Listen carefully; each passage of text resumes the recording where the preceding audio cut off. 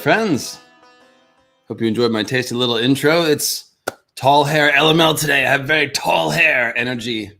Been hanging out with my cockatoo too much. Just, what can I say? How's it going? Hope you all enjoyed the Vedic Dany video. I was laboring on it for quite a long time, and I've got lots to add today. Yes, there's as much as I packed it in, there's still a lot to talk about. And the number one question, guys, that we're going to talk about today is, of course, what does it mean for Dany's endgame that she's compared to dragon goddesses who tend to get killed and tend to be very menacing and threatening? And of course, Kali has all this, death symbolism and, punishment of evil. Retributive justice, not redistributive justice, by the way. It's a little bit of a slip of the tongue. A couple of you guys caught that. Redistributive justice is not a term. It doesn't exist. It's just a flubby-doo that I made up. It's retributive justice, which means punishment, not penance, but rather punishment.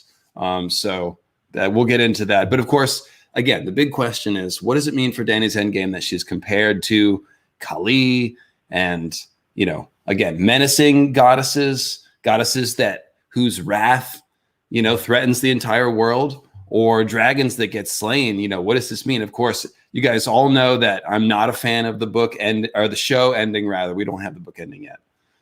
Fingers crossed. The show ending where Dany goes postal, she goes mad. Maybe she was mad, maybe she wasn't, we don't know. But she goes crazy or gets very upset, or however you want to say it, and then just in the middle of having basically her moment of victory, she decides to just start burning all the civilians innocently. And we don't need to go over it, but you guys know I'm not a fan of it. And you guys also know that I don't think that's going to happen, in the books. It's going to be something different. I do think that Dany, well, again, just to sum up and keep it real short, I think the Iron Throne is essentially a false prize. That's the symbol that it's been serving as the whole time. The High Lords play their Game of Thrones. The people suffer. And, that is true for Dany more than anyone else, right? She's, Viserys she's inherited this dream of Viserys's to retake the throne for Westeros and all that. It's not really her dream. Her dream has more to do with home and safety and shelter. She wants the house with the red door, which represents childhood and safety. And since she can't have those things, she's chosen to give them to others. She says as much, and she does it, and you can see it. She's trying to provide that safety and security to Missandei and all the freed slaves. She becomes a mother to a nation of refugees. So we're left to figure out how that character of Dany's that we've seen, how does that square with her invading Westeros, trying to retake the throne? Like I said, I think it's really going to come down to her realizing that the Iron Throne is a false prize. It's Viserys' dream. Her dream and her ideal as a ruler is to take care of the people. And of course, when she gets to Westeros and learns about the others, probably from Jon Snow, she's going to, I think, see that she needs to go and use her dragon power to defeat the others instead of trying to take over the Iron Throne. And so how does my opinion on that, which I've spelled out many times in the Who's the Real Daenerys playlist and other videos, how does that square with these dragon goddesses that menace the world and that get slain, and with Kali's wrath and all that stuff? So that is the overall question we're going to cover today. I've got questions that you guys submitted on Patreon. A couple of you guys are already using the paypal.me this morning and sending me donations and questions that way. Thank you very much. Really appreciate that. I get that money right away, by the way. And in case you didn't know, I have ADHD, which means I'm not very good at budgeting. So I do appreciate this. It drops right in the account and solves my problems that I have today instead of the problems 2 weeks from now, which are very distant in my mind. Anyways, thanks. So we're going to cover questions. I got comments from YouTube that I've clipped out, and I've put it into the outline. And guys, I have heard your cries from the wilderness. Dave, the live streams are kind of hard to follow. You're all over the place. You're answering questions. So here's what we're going to do today, guys. We're going to do something a little different. I'm going to share my outline as I talk. And I think that this might help some of you guys to have something to look at and to follow along with. So I'm going to switch back and forth between this view and this view. So when I'm working off the outline, I'll have the outline up nice and big so everyone can read it. And then if I start freelance talking, I'll go back to this view so you can see my shining face and my very tall, poofy hair. So like I said, and then of course you can also use the super chat and send in questions as we go. And yeah, so I've got an outline, we're organized, got questions, and as we go, we're gonna delve more into the Kali and the goddess principles, and then we're gonna, through the course of that, we're gonna hopefully answer a little bit of that question about what all this means for Dany. So already I see a super chat coming in. Dany is the Chaos Dragon Mother. Euron is the Storm God. That is worrying. Yes, well, I will point out that, well, a few things. That's actually a great question to start with. So one thing I want to point out about the dragons who are slain, like Tiamat, for example, is a great example.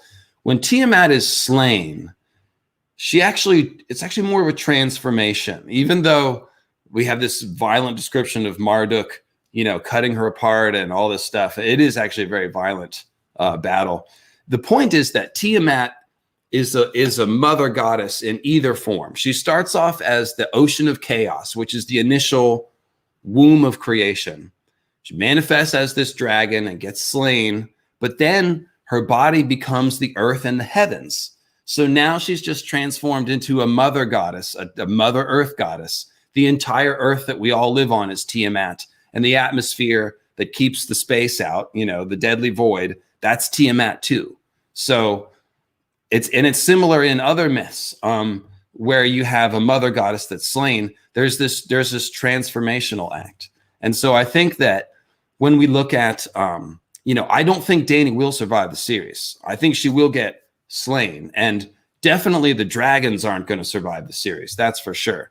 The thing is that I think Dany is going to feel very strongly that she's going to die self-sacrificially, not as, a mad woman who's gone too far and has to be killed because she's now threatening the realm. Now, it is for sure that she's going to, at some point, tangle with Euron. There could be, at first, an alliance. I definitely think there could be an alliance, or, some sort of bewitching even. Euron could work magic on Daenerys. We'll see. But I think there's a lot of reasons for them to just have an alliance to start with. But eventually, of course, they will contest. Euron is unquestionably evil. It's one of the not gray characters that we have in the book. He's not gray. He's definitely evil. So, yes, Euron is the storm and has a lot of storm god attributes. But who also has a lot of storm attributes is the others. Yes, the others who move like lightning, strike like lightning. They always come with the cold winds and the basically an ice storm. They are an ice storm personified. And so when, we're going to, the chaos conf foreshadowing, it's going to make perfect sense when Dany contests against Euron and then eventually against the others. Potentially Euron could be leading the others by that time, by the end of the book. I've talked about that in the Euron videos, by the way, of course. So yes, Dany versus the others is set up to be very good chaos conf mythology. The others will have a lot of that ice storm and lightning symbolism when it happens. And I see a good comment here that I want to highlight. Nisha means night in Sanskrit. Do you think Dany is the night's queen who will outsmart the new Azor Ahai? As you say. So, yes, Nisha means night. I think I mentioned that way back in a very old Bloodstone compendium episode. But essentially, yes, Nisha is very close to Nissa. And of course, Dany is a huge parallel for Nissa. And she's also Azor Ahai parallel, but she's a Nissa parallel in many scenes. So think about what I just said about Tiamat, right? She gets slain, but then she becomes the entire world. So we see a chaos mother goddess transform to an earth mother goddess. Nissa is killed by Azor Ahai, and then she goes into the Weirwood net. And I've been saying for a couple of years now, ever since the Weirwood Goddess series, that Nissa actually becomes the Weirwood net. That her death creates the thing that we think of as the Weirwood net hive mind She opens the door for human green seers like Azor Ahai to be able to use the Weirwood Net powers. So you see it with the Ygritte scene, right? When Jon dreams about bathing or frolicking in the Weirwood Pond with Ygritte, right? But Ygritte's skin dissolves, melts off her bones, and turns the pool to blood. And we're only left with blood and bone of Ygritte. So that's a Ygritte Nissa character merging with the Weirwood Net, right? She's becoming blood and bone, which is the coloring and description of the Weirwood Net. And we literally see that this gives us the green sea, Hat-tip Ravenous Reader, the green sea symbolism, where Nissa is literally dissolving into the sea, quote unquote, that is the Weirwood Net sea. Dany runs around the green sea and is reborn and in a similar way. So we see that Nissa, when she dies, she is reborn inside the Weirwood Net or even as the Weirwood Net sea. Yes, and of course, Ygritte, her name seems to contain the words Ig and right, like an Yggdrasil sacred rite. We've talked about that, but just, yeah, I see the guys in the chat mentioning that. So that idea of Nissa becoming the Weirwood Net is very similar to Tiamat being slain and becoming the world. And we see George use that principle with Naga the sea dragon, right? Grey King slays Naga and turns her into a long hall, a crown, and throne. So it's the symbols of his authority and a place to live, and it's a holy place. And so remember, Naga is slain by Grey King, right? As if she were the enemy. But then the Ironborn now revere Naga as holy. Naga's hill is the holiest place. Her bones are their holiest temple. And their kings wear driftwood crowns, probably in imitation of Naga's crown, which was actually weirwood. And so we see that the dragon, even though the mother dragon is slain, it's also still revered as a goddess. So what does that tell you about Dany's potential endings? She could definitely be slain. I think the dragons will definitely be slain once they've served their purpose, of neutralizing the others. But at the same time, Dany's death should help create a new world. It should pave the way for a dream of spring. And that fits pretty well with the idea of Dany as a cleansing fire, which isn't anything new. That we've been talking about that since before all the Vedic stuff. The idea of Dany's dragon nature as a cleansing fire, both to cleanse away the rot of Westeros, of the evil kings, and deeper down the rot of the whites, the unholy resurrecting of the dead. And we're going to talk about that today too, as far as the sacred role of death. Katie asks, let's see, if Azor Ahai is from Ahai, Yuntar from Yiti, does Nissa have anything to do with Nysar, the city on the Rhoyne? I have not speculated along those lines. I think Nissa is probably from Westeros. And I think that one of the clues about that is that the Great Empire of the Dawn seems to have set up that fuse stone trading outpost in Old Town. And that shows, it seems like that wasn't built overnight. So that tells you the Great Empire of the Dawn had a beachhead. They had an establishment. They had a trading post there. They were trading with Westeros. And the thing, that Westeros has that you'd come halfway around the world for is probably the magic of the Children of the Forest and the Green Seers and the Weirwoods. And so I think Nissa, even if she went back east and married Bloodstone Emperor or was the Amethyst Empress, it could be that the Children of the Forest had already been married into that line. It could be that we're talking about langy green men, green women, tiger women, all that stuff. So there's a few possibilities for where Nissa as a child of the Forest person could also be a Great Empire of the Dawn Empress. And the two possibilities basically are something having to do with Lang. It seems like there might be green men on Lang. And of course, the idea that the Great Emperor of the Dawn came to Westeros and that they had, contact for an extended period of time leading up to the Long Night. See if my tea is right temperature here. A little bit hot.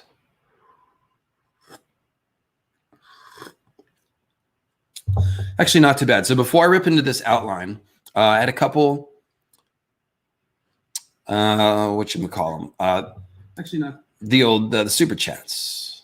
the PayPal came in before the episode, and they were right on topic. The perfect thing to open with.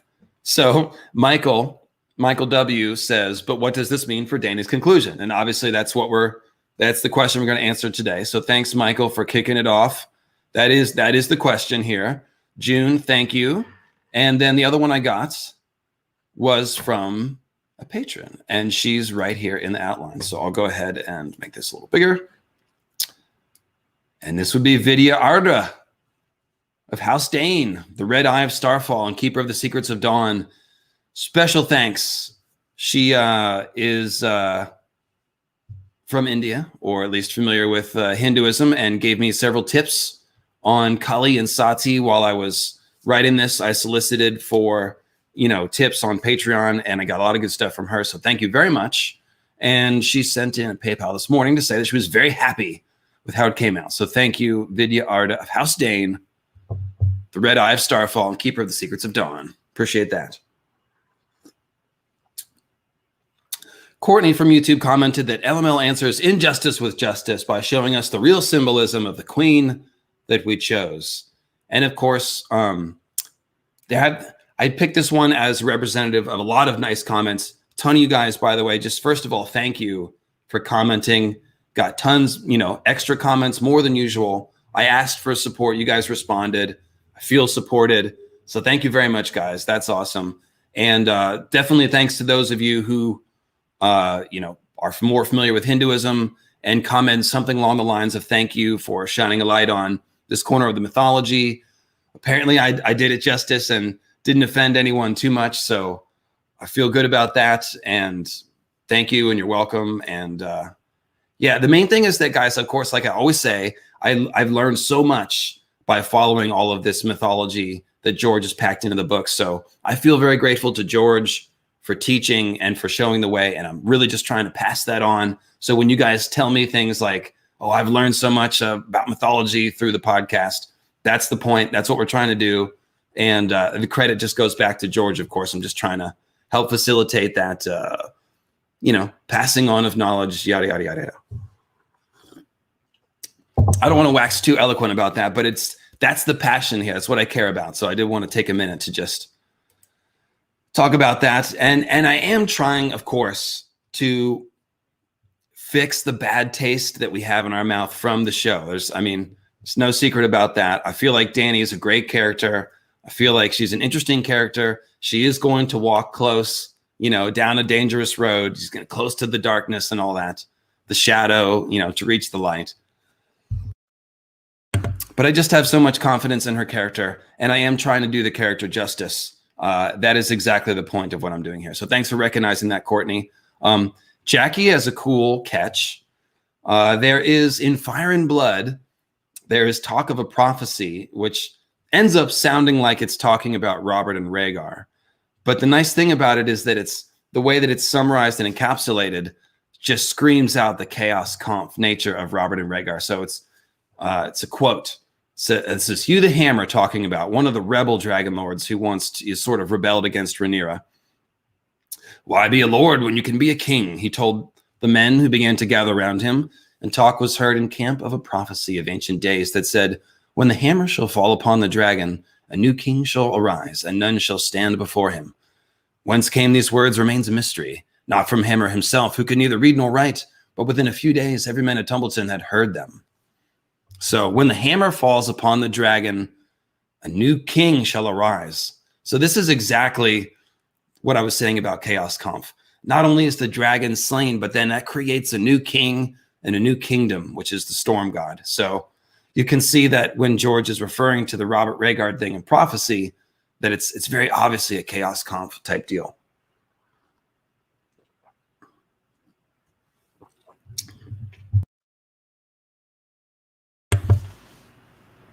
So Hypatia Ravenclaw, who's all over this episode, she gave me a couple of good tips. Another mythical, biblical, whatever you want to call it, figure that, and let me actually stop and address that. Saw a Twitter thread about mythology and what the word mythology means. I just want to say real quick, mythology means symbolic or allegorical storytelling. It doesn't mean old, it doesn't mean false, it doesn't mean outdated. Mythology, or if you want to say sacred mythology, is actually, I think, the highest form of writing, as you know. And so basically, in my opinion, or the way that I'm using the word mythology, all religions have their own mythology. So there's the Bible. The Bible is mythology, or has mythology, you could say. Judaism, Islam, paganism, they all have their own mythologies. And again, that doesn't mean that it's not true. It means that it's symbolic storytelling, allegorical storytelling, sacred symbolic storytelling. So yes, you can call it biblical mythology as long as we're speaking in that context and not in a dismissive context. So in any case, yes, check this out, guys. This is pretty cool. Dany has clear imagery of Moses, with Dany literally leading those who believed her through the desert. And the desert is also the Red Waste, whereas Moses went through the Red Sea. Exodus is known as the liberation of the people of Israel from slavery in Egypt.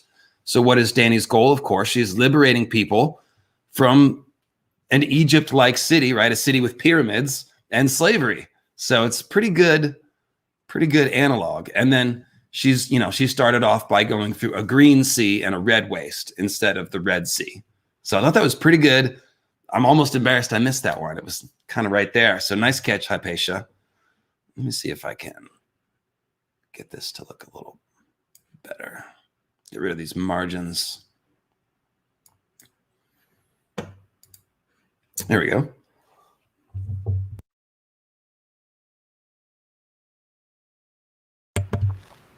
Oh, that's good. Oh, I think I cleared it out. Okay, so Alan Thompson says, top work, best Song of Ice and Fire video out there. Oh, I thank you. I at least feel like it's my best video.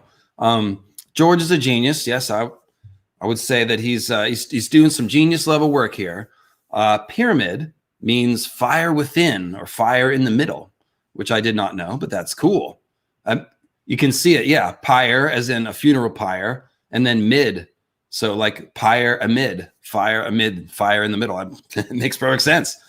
So Dany and Meereen is coming to her god power, and her dragons are kept deep down inside the pyramid, ready to be released like a volcano. And of course, volcanoes are also evident at Dragonstone.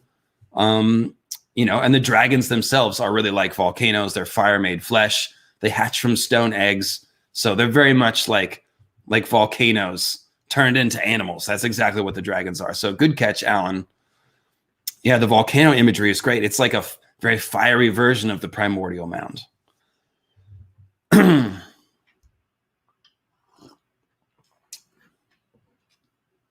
Moses also sees a burning tree. Yep, I think Dany's gonna see the burning tree of the weirwood before it's all over. And Moses also dies before he could see the promised land.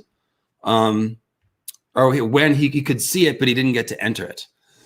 And I think that's if you want to continue the parallel, Dany will see the throne, but not sit the throne.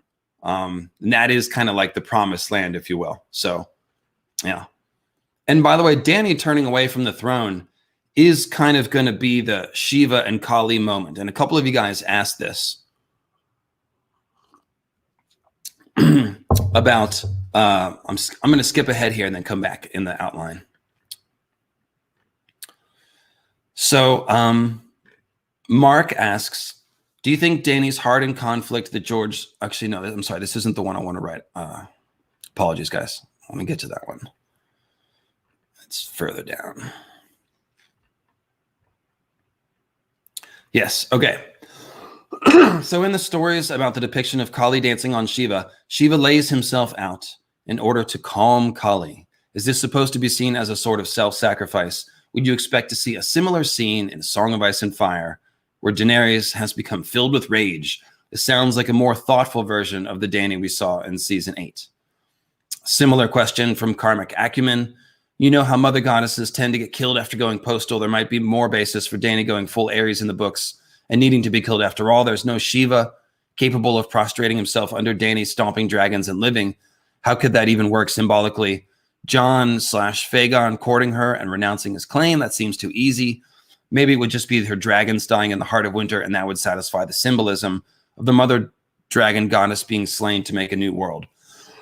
Well, I've already gotten into that a little bit. I think that Dany will self-sacrificially die in the north, and I think that will have something to do with cleansing the weirwood net, and sort of cleansing the stain of the original sin of Azor Ahai. That's what we've got to clean up here.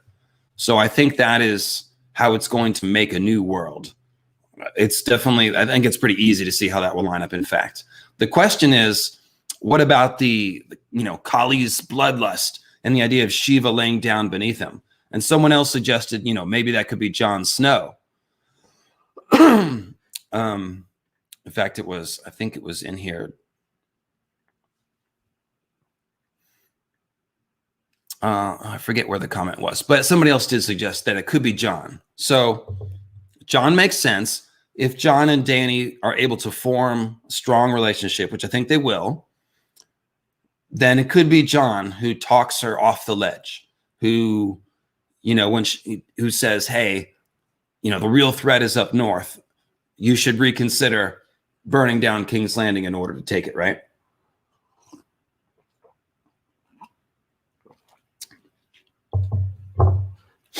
Yeah, good point here, actually, Julian. Tolkien's express purpose with Lord of the Rings was to write an English mythology so that Martin would follow as no surprise. Yeah, absolutely. I think they are thinking about the word mythology in that Joseph Campbell sense of sacred symbolic storytelling. It's a tradition that we need to keep going as opposed to something that's dusty and old from the past. So, and of course, all good story writers use symbolism anyway, even if they don't call it modern mythology. Star Wars is modern mythology, and so is any good story that's using archetypes and symbols. So call it what you want. Symbolic storytelling is basic part of human existence. So back to the Daenerys thing. Jon Snow obviously could work, but what about Westeros itself? We've seen Westeros depicted as a person, right? Remember the dream where those 4 dwarves, this is part of Dany's House of the Undying Vision, those 4 dwarves are like biting at the body of a woman who seems to represent Westeros, and the dwarves represent the kings. I forget if it's 4 or 5, but they represent the kings that are alive at that point fighting over Westeros, right? So perhaps we should see Westeros as the Shiva, because that's what Dany cares the most about. She doesn't even know Jon yet. She does, however, care about her people. That's where her heart is. So to me, it could simply be a matter of she's attacking King's Landing, she maybe sets off some of those wildfire caches, or the battle just, the fire breaks out. And if she sees her own people dying literally beneath her as she's flying above them, that's exactly the kind of thing that would make Daenerys become horror-stricken. Oh my God, what am I doing? Because remember, she's worrying about the dragons basically her whole story, right?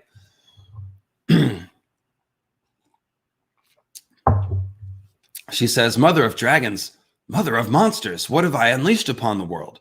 So she's already worried about both the dragons and the Dothraki and the damage they could cause Westeros. So I think that's pretty clear foreshadowing for her being concerned about that. And when she gets to Westeros and she sees those, her people beneath her dying, that would be very much like that Shiva moment. The thing is that, of course, that Shiva and Kali dance has a deeper meaning, which we need to unpack. And I explained it a little bit in the video, but I didn't do a very good job. I need to go deeper on that one. So we're gonna go back to Kali and Shiva and the dancing.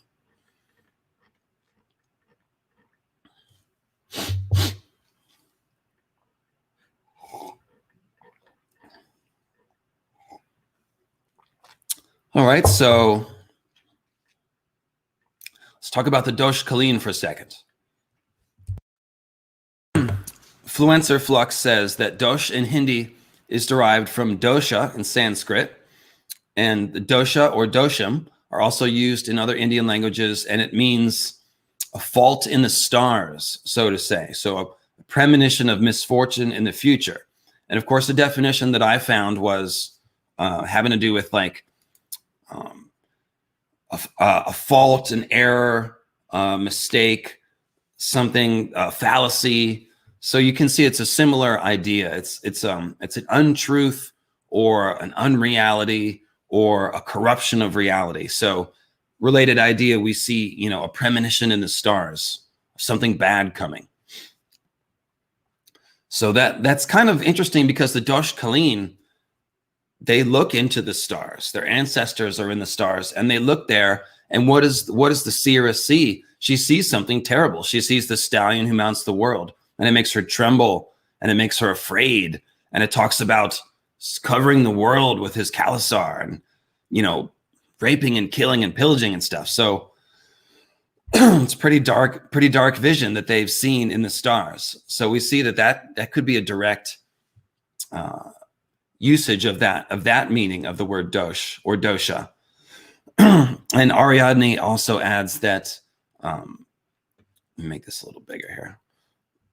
Wondering why George chose to use the word dosh with Dosh Kalin. In Indian astrology, a dosh is a baleful alignment of planets. The most infamous of all doshas is the Mangal dosh, and Mangal is Mars. So if you have Mars in a certain place in your birth chart, that's said to bring misfortune on your partners, and that your partners can die an untimely death. And guys, the one way to nullify the effects of the Mangal dosh is to marry a tree. It's kind of interesting. Yeah, I mean, it's probably not where George got the idea of marrying weirwood trees from, but it's an interesting idea, certainly. And in specific, it's the peepal tree. That's the one that Buddha sat under also. So very cool. And you can see that Dosh Kalin kind of makes sense, right? So we've got the idea that the Dosh Kalin themselves, keeping them in base Dothrak could be a mistake that Dany's going to rectify. And they're also seeresses who look into the stars, and they can see, you know, the long night coming. They can see the apocalypse coming. So that all kind of makes sense, doesn't it?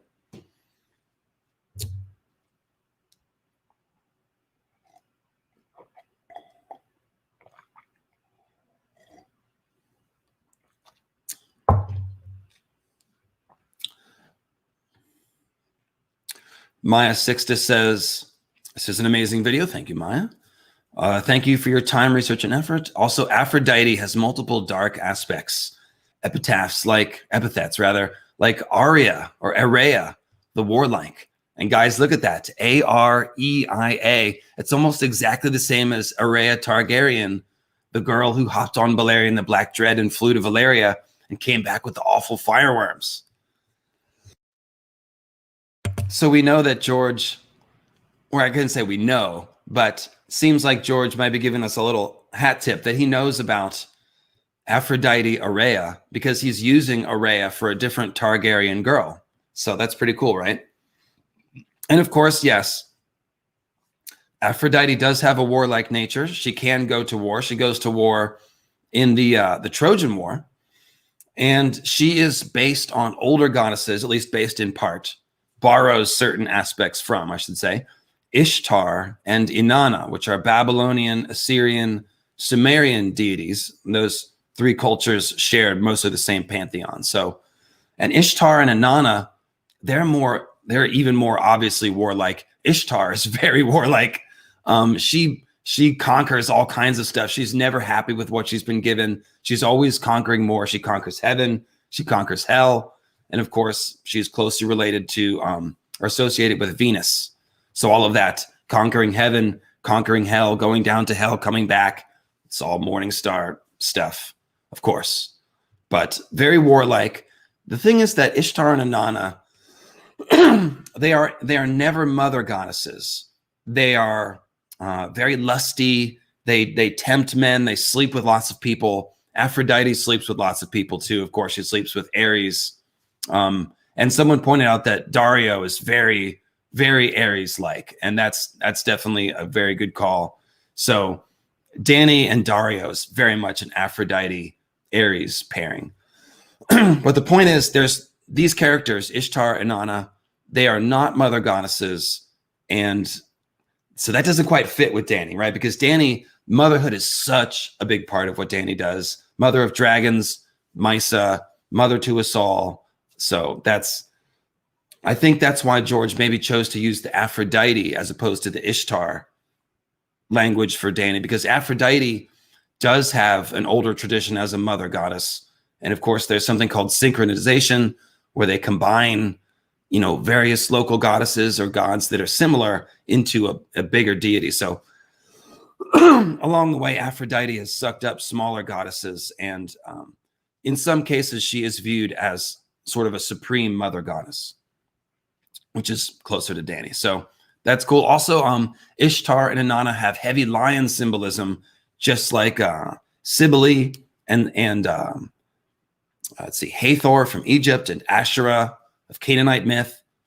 So there's a lot of lioness goddesses to choose from. And of course, Durga rides a lion or a tiger, and Kali wears tiger skins. So we've got about 8 possibilities for what George is pointing to with Dany's lion pelt. But there's no doubt that it does make her a mother goddess. And we've seen some of these oldest mother goddesses are all associated with lions. So pretty cool stuff right there. One sec.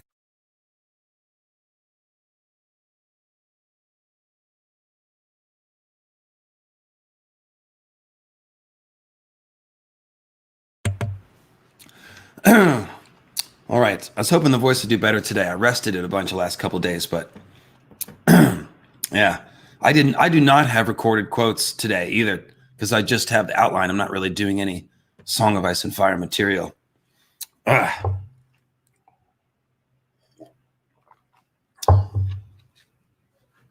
Okay, so let's go ahead and talk about Kali and Shiva. Actually, give me just a quick second, guys. I'm going to go get something. One moment.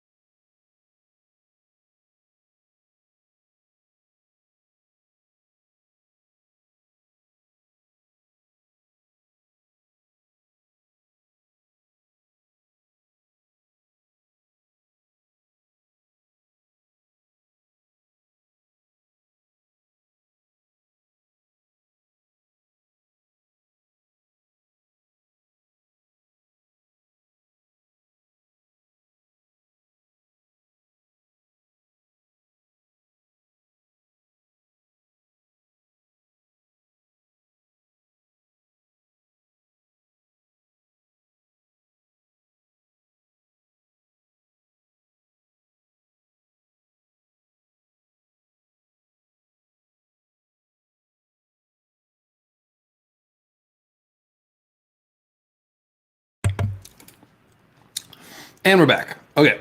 Yeah, sorry for interrupting the regularly scheduled broadcast. All right, so Kali and Shiva.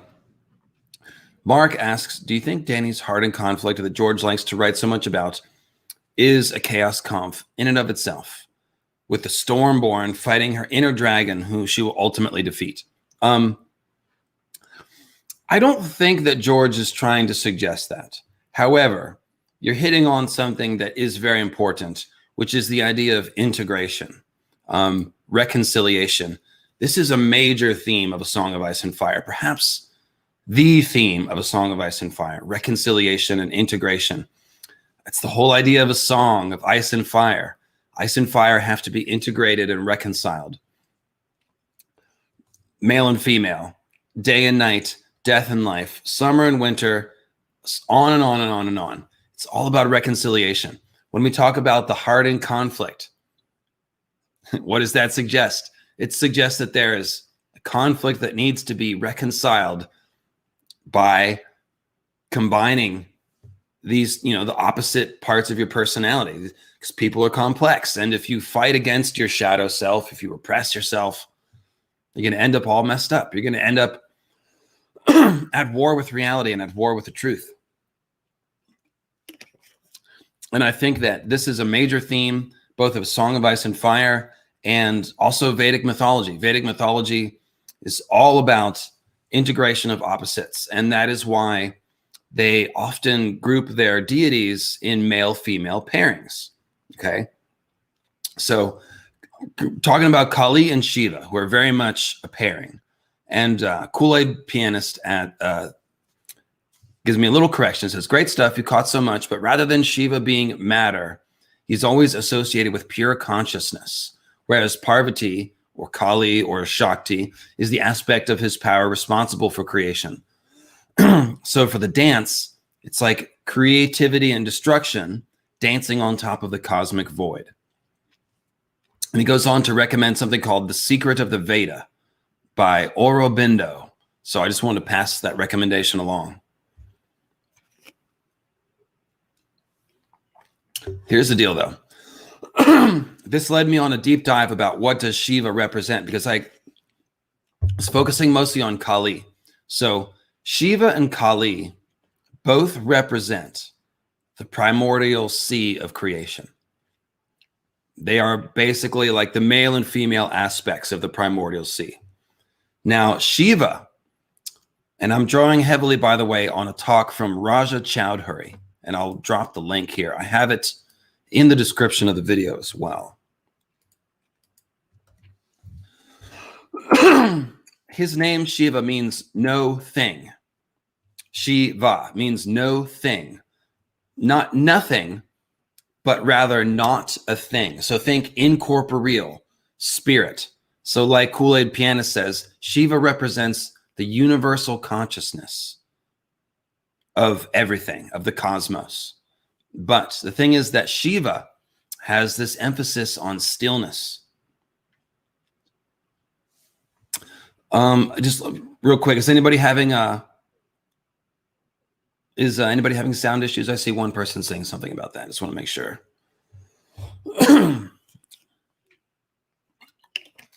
So Shiva represents stillness. And you usually see Shiva in the meditative yogic pose. And that's because he is the first yogi.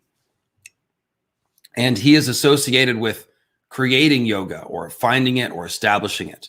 That's Shiva is the first yogi. He lives on the mountain. That's what he does. He meditates.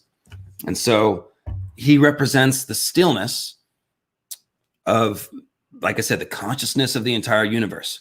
Now, Kali means time, and Mahakali means the force of time. So what does that mean? We're still talking about the void, but Shiva is this still consciousness. It's like a still waters, like a pond with no ripples on it, okay? Kali is the force of time. She is the motion. She's the active principle. She makes this thing walk and talk. She causes the cycles of creation and destruction to start turning. And so that's why Kool-Aid Pianist said that Parvati or Shiva is an aspect of Shiva's power. She is Shiva's Shakti. Okay, so the word Shakti means power, literally means power. And a lot of times you'll see the word Shakti paired with Kundalini. So the Kundalini serpent is what you're trying to awaken through yoga. And so you see the word Kundalini Shakti. That means serpent power. That's what yoga is about, is awakening that Kundalini serpent power.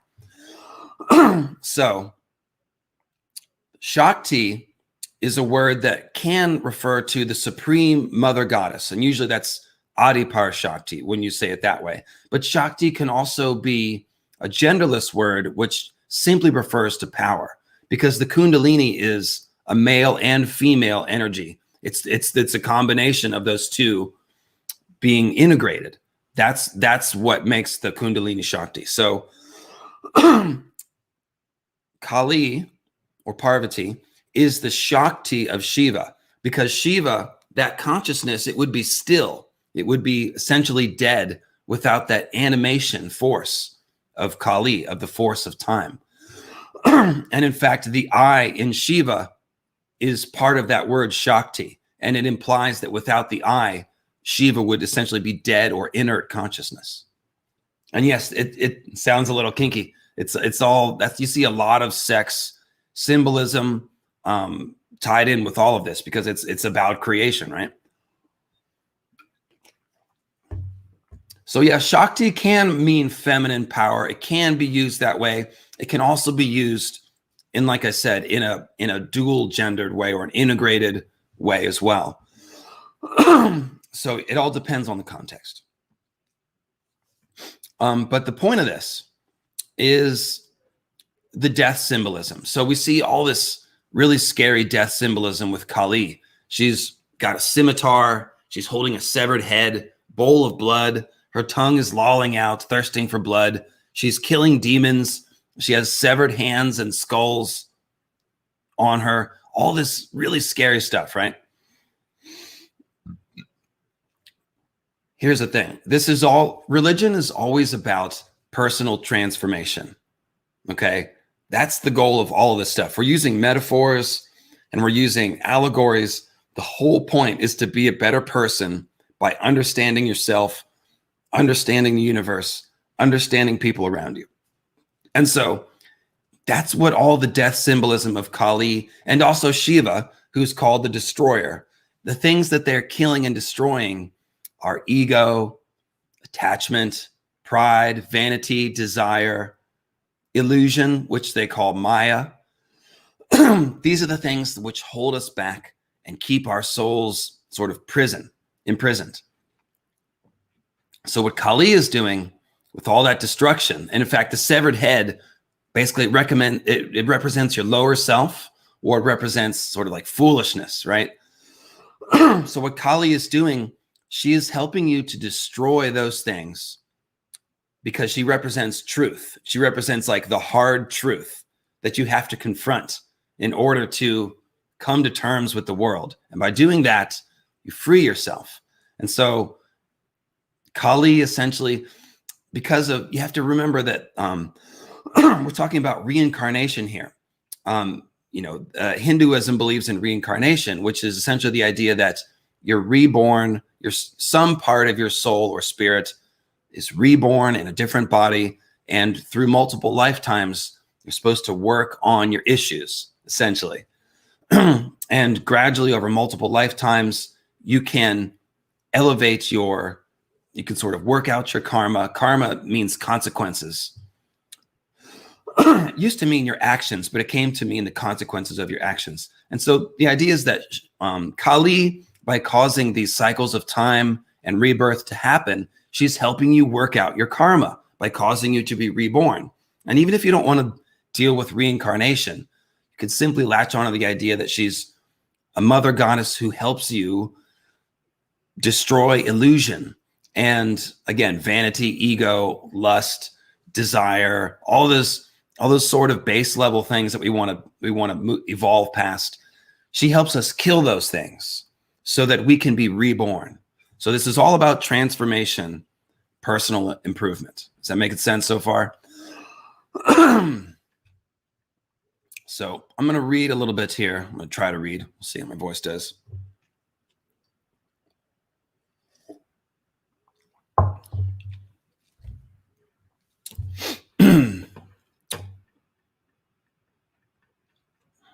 Was Alicia Patience hanging out in the chat today, or is she not around? I don't see her. Maybe she's working. So Nitin Kumar is the editor of exoticindia.com, which has a lot of Indian art. They also have a really good blog that he edits. And he himself is an accredited scholar. And he's got a really good write-up on Kali, which I've linked to in the description. But I'm going to read a little bit from it here. So Kali's blackness symbolizes her all-embracing, comprehensive nature, because black is the color in which all other colors merge. Black absorbs and dissolves them. Just as all colors disappear in black, so all names and forms disappear in her. Black is said to represent the total absence of color, again, or the absence of light, signifying the nature of Kali as the ultimate reality. In Sanskrit, this is called Nagurna, which means beyond all quality and form. It's very similar to Shiva, meaning no thing. It means no form, formless. That's what the chaos ocean, the creative cosmic ocean is all about. It's the potential for form to exist, but it doesn't exist yet. It's formless. They use that word in Genesis too. The primordial waters are formless, right? So there's a poem here. It says, "Is Kali my divine mother of a black complexion? She appears black because she's viewed from a distance. But when intimately known, she's no longer so. The sky appears blue at a distance, but look at it close by and you will find that it has no color. The water of the ocean looks blue at a distance, but when you go near and take it in your hand, you find that it is colorless." So it's basically kind of like, when you think of a void, it's like it's not like, don't think about darkness. Think about nothingness. Like I said, the potential for existence that doesn't exist yet. So it's just sort of delving into that concept. This second part is more important. So Kali's nudity has a similar meaning. In many instances, she's described as garbed in space or sky-clad. In her absolute primordial nakedness, she's free from all covering of illusion. She is nature, stripped of clothes. It symbolizes that she is completely beyond name and form, completely beyond the illusory effects of Maya, which is false consciousness. Her nudity is said to represent total illumined consciousness, unaffected by Maya. Kali is therefore the bright fire of truth, which cannot be hidden by the clothes of ignorance. Such truth simply burns them away. So remember, I was talking about liberation, right? She's freeing you from illusion, from ego, from things like that. Same idea. So we're getting down to pure consciousness. That's the goal of yoga and meditation, is to elevate to that pure oneness, where your consciousness, you're not even conscious of yourself as a separate entity, but your consciousness can join with the sort of universal life of the cosmos, if you will. So let's see here. Grab it.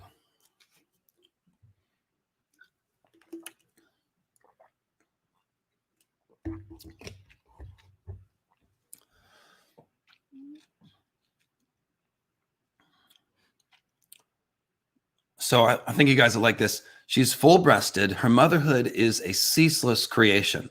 Her disheveled hair forms a curtain of illusion, the fabric of space-time, which organizes matter out of the chaotic sea of quantum foam.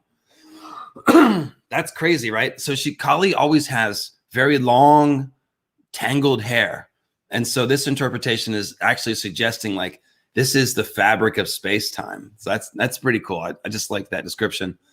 It says that her garland of 50 human heads actually represents the 50 letters of the Sanskrit alphabet. So this actually symbolizes the repository of knowledge and wisdom. See, it's not so scary after all, right? It's actually pretty good. And you think of the way that Martin uses skull symbolism. It's fairly similar. Let's see, like the Weirwoods, for example, have a lot of skull symbolism. Kali wears a girdle of severed human hands. Hands are the principal instrument of the work of karma, and so signify the action of karma. Thus, the binding effects of this karma have been overcome, severed, as it were, by devotion to Kali. She has blessed the devotee by cutting him free from the cycle of karma. So you see how that works. Hands do work. And so the severed hands represent that we have been freed of that. We've worked out all of our karma, and we're assimilating with like pure truth here. So skipping ahead, let's see. Kali's four arms represent the complete circle of creation and destruction, which is contained within her. She represents the inherent creative and destructive rhythms of the cosmos. Her right hand makes the mudras of fear not and confers boons, representing the creative aspect of Kali, while the left hands, holding a bloodied sword and a severed head, represent her destructive aspect. The bloodied sword and severed head symbolize the destruction of ignorance and the dawning of knowledge.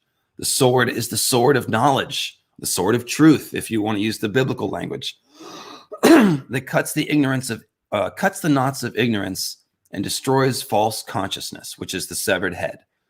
Kali opens the gates of freedom with this sword, having cut the 8 bonds that bind human beings.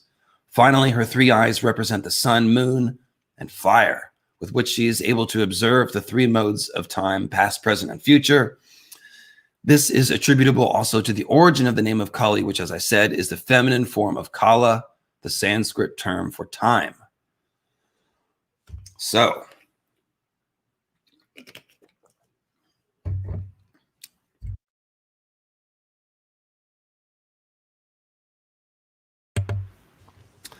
here's the thing. So Kali is associated with fire here. That's the thing I want to key in on. Originally, Kali wasn't even a goddess. She entered the Hindu pantheon a little bit later. And originally, she was one of the tongues of the fire god Agni. And Shiva also has many fiery associations, including one where his penis is cursed by these jealous Brahmins because Shiva came out of the woods dancing naked. And the wives of the Brahmins, who at first were like, oh, what is this guy? He's crazy. He's naked and dancing. Then they were turned on because it's Shiva and he's kind of irresistible. And so the Brahmins come back and they see Shiva dancing with their wives. They get jealous. And so they curse Shiva's linga to fall off. It falls off, but it's Shiva's linga. And so it's burning hot with fire. And it's like burning through the 3 worlds up and down.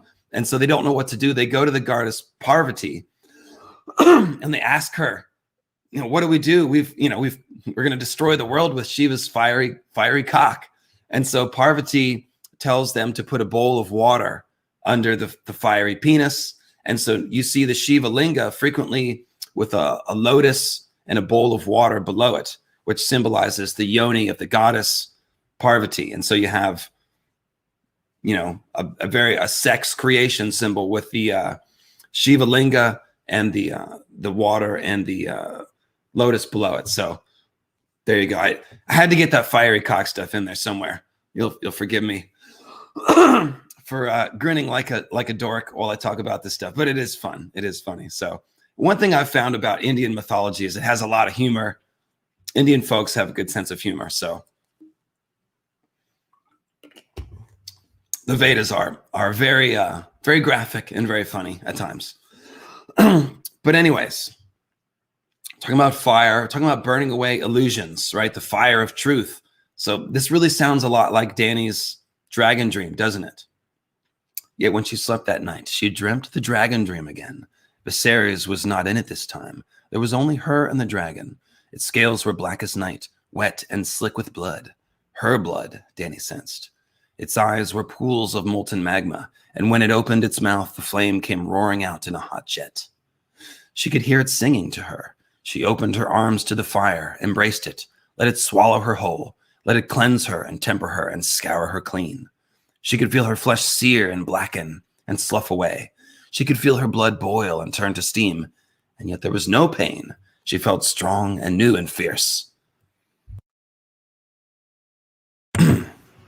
And of course, that language is mirrored at the actual dragon hatching ritual, where Dany again embraces the fire and feels it scouring her and purifying her.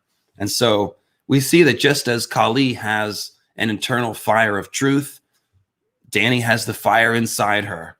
It comes from the dragon and purifies her. So it's a very similar idea, especially when we get on to Kali's association with the cremation ground. Oh, David Benioff is here. He's the best. He has the best comments. Will the fight be on the trident? It might. Shiva does carry a trident. I think we will get some fighting on the trident. Yeah, I do think that makes sense. I think the others are trying to get to the Isle of Faces. So.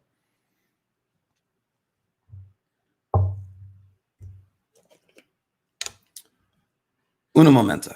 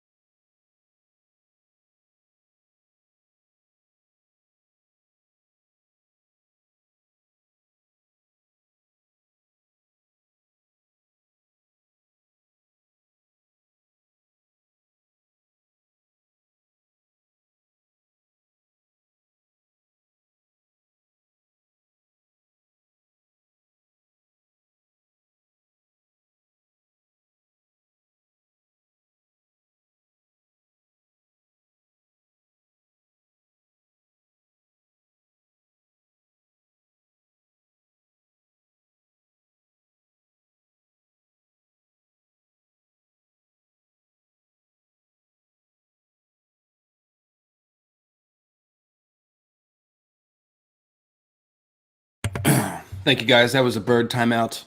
I know you guys think I'm always smoking weed whenever I mute the screen, but no, I just had to check on my good buddies who are being very good today. And yes, you can fit in questions to the flow here if you'd like with a PayPal. In fact, let's check on that old PayPal. Oh goodness, people are using it. Thank you, friends. Cat of the Snow Canals here. Can't listen live, but wanted to stop by and say thanks for the content. Cool. Cat of the Snow Canals, here you are. In the future, listening to me in the past, we've created a time loop. Don't turn me into Hodor. Let's see. And then we've got Casey, Mr. E. Knight, if I recall correctly. Towards the beginning of the new Dany video, you mentioned a few different myths regarding the slaying of dragons. And I thought of another example being the Japanese lore of Amaterasu, the sun goddess, and her brother Susanoo, the storm god, who was banished to Earth to live among the humans for many years. Upon arrival, he witnessed many, and by the way, Amaterasu is the inspiration for the Maiden Maid of Light from the Great Empire of the Dawn. Absolutely. So upon arrival, Susanoo, the storm god, or probably Susanoo, sorry, I'll look it up. I wasn't prepared to pronounce that one. I can't even pronounce. I've just incepted my own being tongue-tied. Okay. Upon arrival, he witnessed many children being snatched by the 8-headed serpent named Yamato no Orochi. And I've seen this one compared to the Chaos Conf. I just didn't do the research on it, which he decided to vanquish by getting it drunk on sake and then somehow slaying it. And we've seen a couple of the mother goddesses, like I think it's when Hathor turns into Sekhmet. She is one of those vengeful mother goddesses, and the only way to stop her is by dyeing beer red to make it look like blood. She drinks the blood beer, and it makes her fall asleep. So similar idea here. Inside the serpent's tail, this humanized storm god swung the sword. Oh, I can't even pronounce that. It's called the Sword of the Gathering Clouds of Heaven, which he then presented to his sun goddess sister as a reconciliatory gift. So I don't know if Proto-Indo-European mythology got all the way to Japan, or if that's how that fits in with the Chaos Conf. It does seem similar, but I'm not. It could be a case of independent invention. I'm not really sure. I was planning on circling back to that because I'm going to go for the Japanese mythology at some point and sort of bunch it all together. I've talked about Sun Wukong, talked about, like I said, Amaterasu a couple of times. They have some good eclipse stuff. But yeah, so that's one I'm going to go back for. So thanks for chipping that in. And that has officially been recognized as a Chaos Conf by some folks. So you're on the right track there. Connor says her dog's name is Nissa and gets very happy when you say her name. Oh, it's a good girl, Nissa. Good girl, Nissa. Who wants a treat? Do you want a treat? Nissa, do you want a treat? You better have a treat, Connor. Or else he'll be in trouble. What dog owner doesn't have a treat ready, right? Sun Wukong is Chinese, not Japanese. Thank you. However, there is related mythology that made its way over to Japan. So it's a shared myth, I would call it, but originally Chinese in origin. Thank you. Yes, for the clarification. And if you want, of course, Tyrion Targaryen, Bloodstone Compendium number 5 has like 45 minutes of Sun Wukong analysis. I read Journey to the West in its entirety and went way deep on that. So Chaos Kampf, I'll spell it for you. It's German, Chaos, and then Kampf. It's the same Kampf as Mein Kampf. Mein Kampf means my struggle, I think. Chaos Kampf is struggle against chaos. So, yeah. Just a similar word, though. They don't have anything to do with each other. Okay, so cremation ground. Going back to, this is Nitin Kumar from Exotic India. Again, the link to this write-up that I'm pulling from is in the description.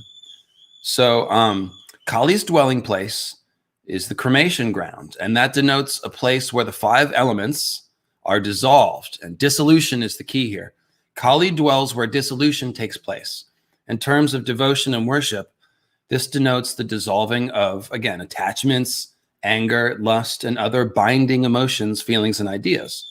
The heart of the devotee is where this burning takes place, and it is in the heart that Kali dwells. The devotee makes her image in his heart, and under her influence, burns away all the limitations and ignorance in these cremation fires. This inner cremation fire in the heart is the fire of knowledge, which Kali bestows. So this is now sounding like a Song of Ice and Fire directly, isn't it? You think of R'hllor and the burning heart, and again, Dany having the fire inside of her and transforming and becoming strong, overcoming illusion. Okay, Dany is called the slayer of lies. Like, let that one sink in again. Kali, as you can see, is literally the slayer of lies. Her scimitar represents the slaying of Maya, of illusory consciousness. So calling Dany the slayer of lies is a direct nod to Kali, I think. I mean, that seems to me like one of those ones. If we're going so far as to call her the Khaleesi and all that stuff, Kali is the slayer of lies. That's the whole point of all her death symbolism, is slaying illusion. Her fire represents truth. So this fiery association of Dany and Kali is tied to truth in both cases. Dany's called, the jingle in the Undying Vision, she's called Mother of Dragons, Daughter of Death, Mother of Dragons, Slayer of Lies, Mother of Dragons, Bride of Fire. So think about those three, okay? Daughter of Death, that's basically saying that Kali is her mother, okay? Slayer of Lies, we just said that. That's an avatar of Kali. And Bride of Fire.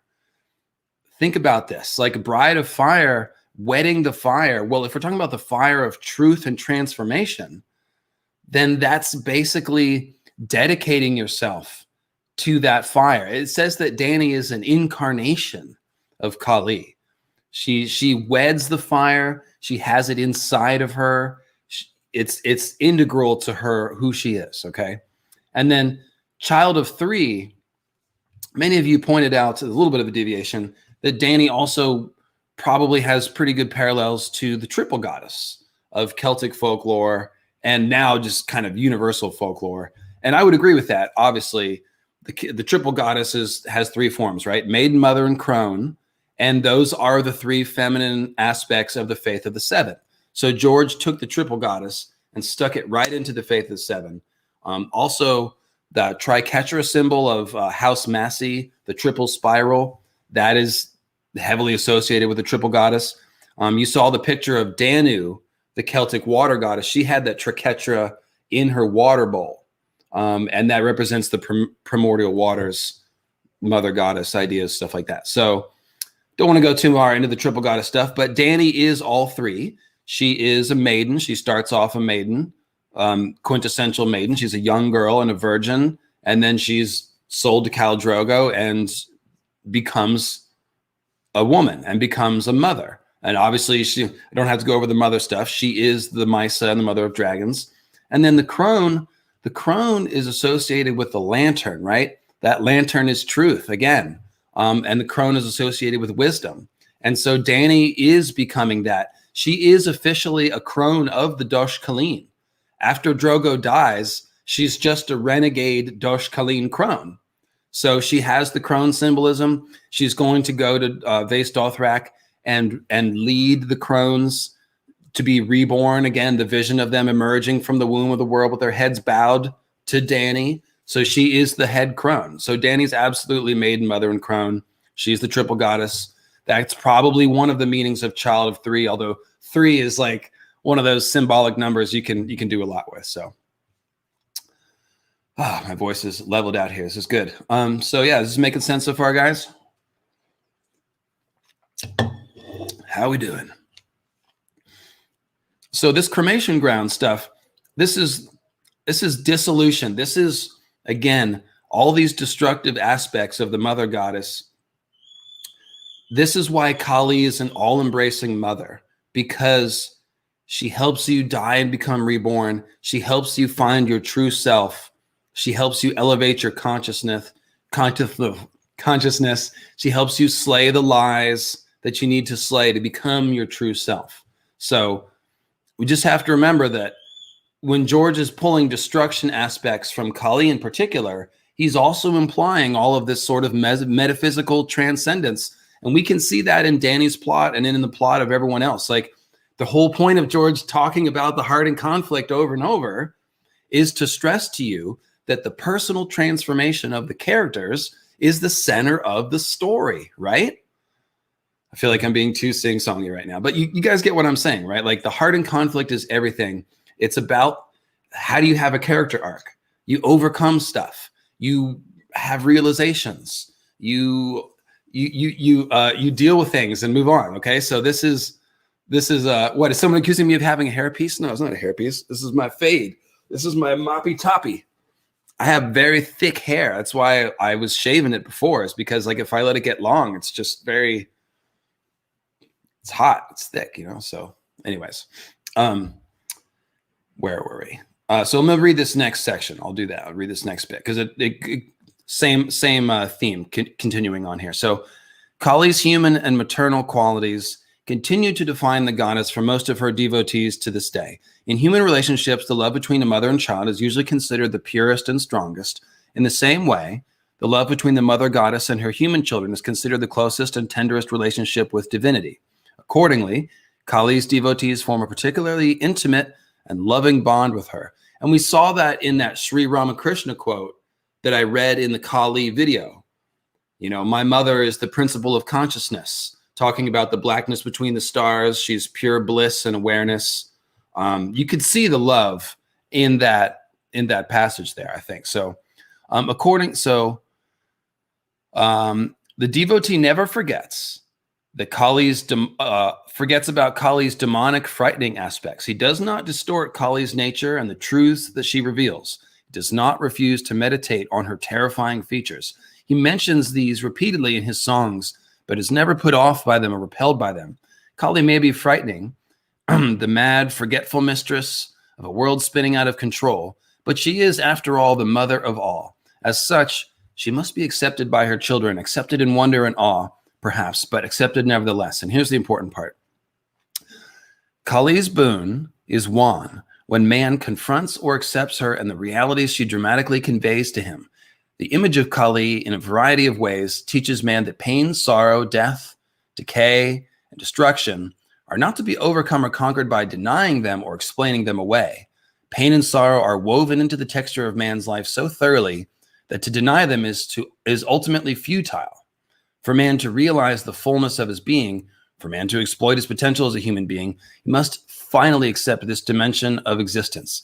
Kali's boon is freedom, the freedom of the child to revel in the moment, and it is won only after a confrontation or acceptance of death.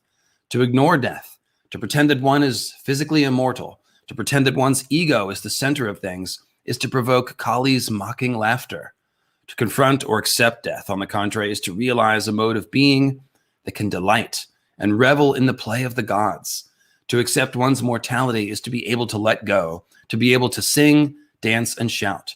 Kali is mother to her devotees not because she protects them from the way things really are, but because she reveals to them their mortality and thus releases them to act fully and freely, releases them from the incredible binding web of, quote, adult pretense, practicality, and rationality. So that's kind of a little bit of a deepening of the concept there at the end, isn't it? We're talking about being set free now from human convention and from like inhibition. And that's kind of an interesting take. It's almost like a childlike freedom, laughing at death. We see a lot of those emotions in A Song of Ice and Fire, don't we? We see many warriors, their only wish is to die with a sword in their hand and a laugh or a cry on their lips. And, facing death courageously is a big theme we see in a lot of places here. We see the old men in the north, they go out to die in the winter so that there'll be fewer mouths to feed so that the young ones can survive. We see the whole philosophy of the faceless men, obviously, both holding death as sacred and the idea that you don't fear death, but you come to terms with it. And thank you, Melindino for the super chat there. So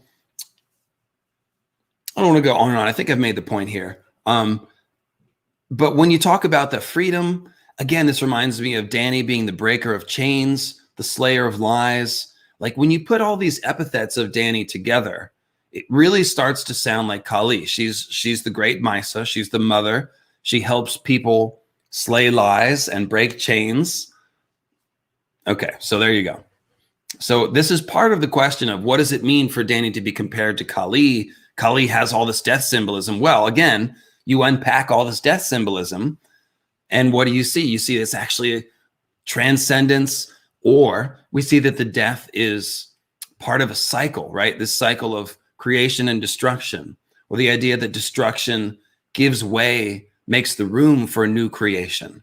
That's the whole cleansing fire idea. Dany's going to come to Westeros, burn away a lot of things, make room for new things that need to grow. Going to burn away that rot.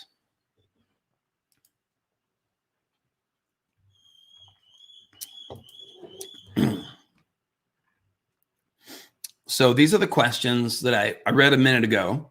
I'm going to get Ginty because I didn't get Maester Ginty's. But this is opening up the question of what's going on with Dany. A little further, let's say. So Maester Ginty, the Marching Martian.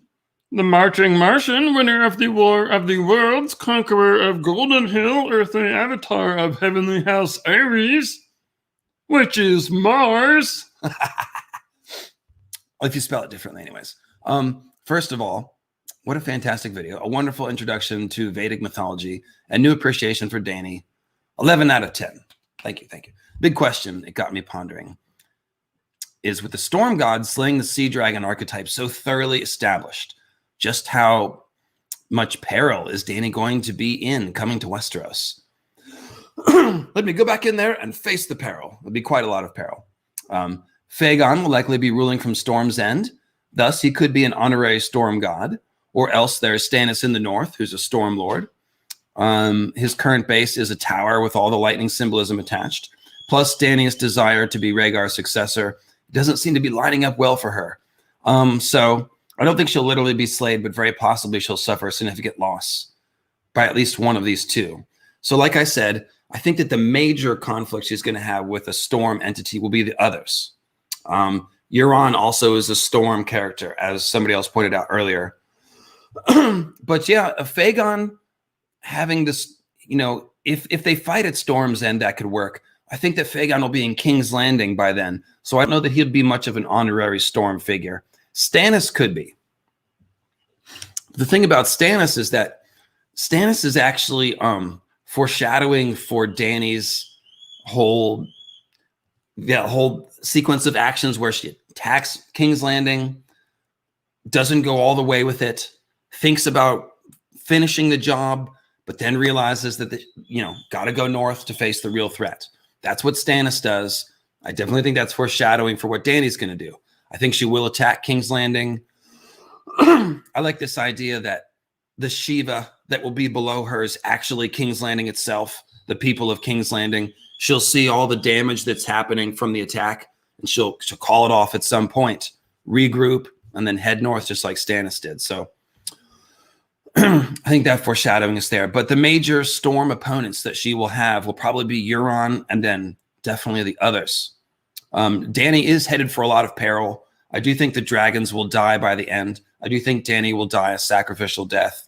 So, yeah, I mean, the dragon will be slain. But again, the dragon is slain to create a new world, just like Tiamat did.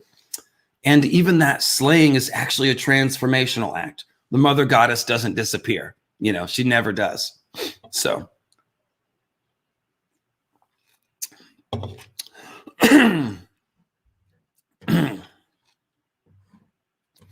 Let's see here.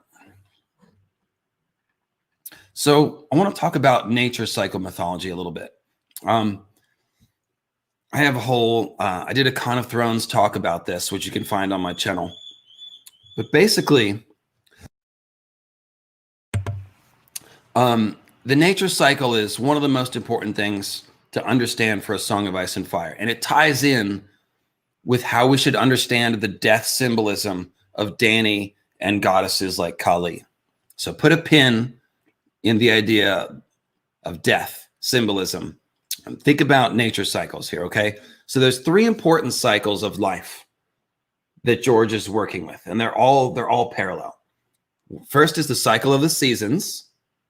Second is the day-night cycle, and the third is the life and death cycle. And I'm holding up my fingers behind my, okay, so I should use my right hand. Anyways, so winter is like death, which is like night, right? Summer is like life. It's like youth. It's like daytime. And then you have the transition times of spring and fall, sunrise and sunset, of early life and late life, when you're about to die or you were just born. So the long night is the key thing here. The long night is evil on a fundamental level because it violates all 3 of those cycles, right? Winter, which isn't bad in and of itself, doesn't give way to spring. It breaks the cycle. Winter holds on. We have perma-winter. So that's bad. Then we have perma-night, right? Night is okay by itself. We need a nighttime. We need to rest and sleep. But if night doesn't give way to the dawn, and we just have night forever, well, that's bad. The cycle is broken.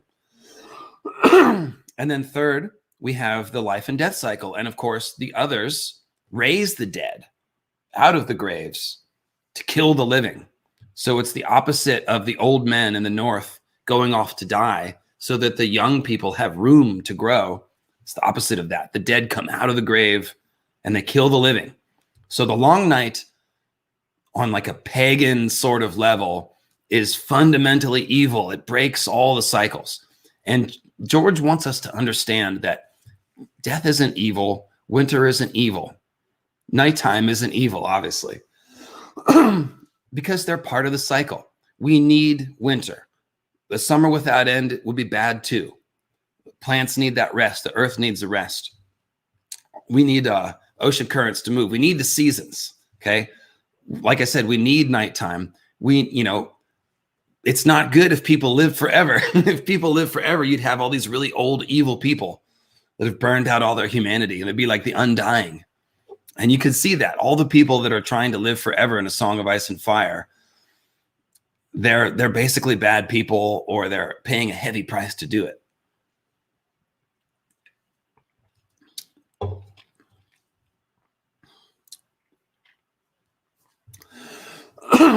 And so we have something called 3-headed trios. It's a statue of a god that Arya sees in Bravos. 3-headed trios. As you might guess, he's got 3 heads. And the first head swallows the dying. And the third head gives birth to the reborn. But nobody knows what the middle head does, right? Well, the middle head is Kali. The middle head is that cremation ground of dissolution. The middle head is doing the chewing, right? So the dying person is eaten up by the first head.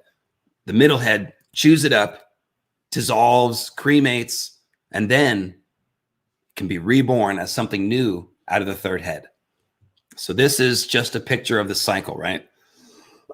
This is showing you that death has a role in rebirth. It's all part of it. Like creation through destruction is a major part of the chaos conf myth, right?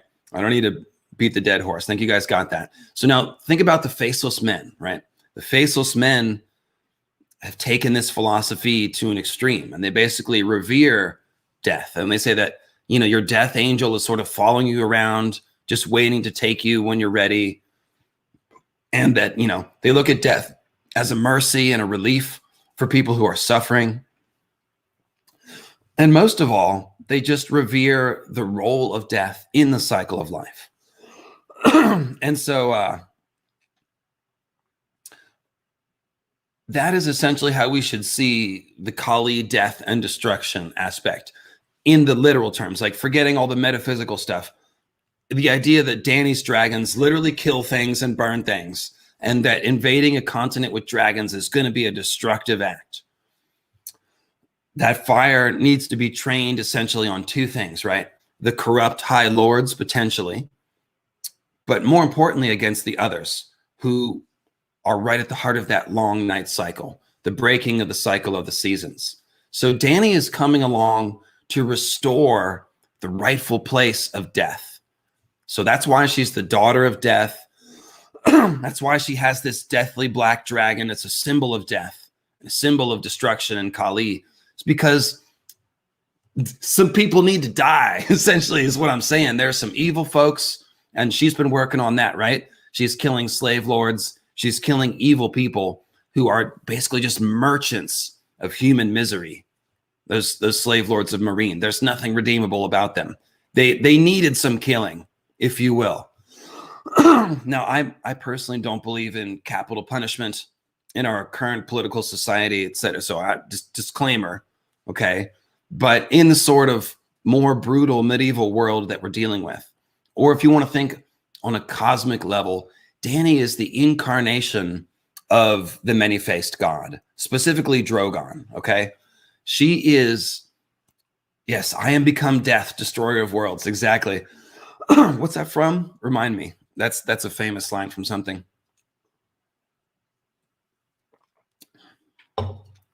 So this is what she's coming to Westeros to restore the role of death, which to its rightful place. She's going to, first of all, she's going to, like I said, let those whites rest. She's going to melt the others who are the equivalent to the slave lords, free the whites from bondage, and let them return to the grave. And I really think that she might follow in the footsteps of Nissa Nissa, where she actually could sort of, we could see her essence dissolve into the ether, into the weirwood net, or just into nature in such a way that she becomes a nature goddess. And I think somebody sent me a question about this today. Was it a PayPal? Shoot.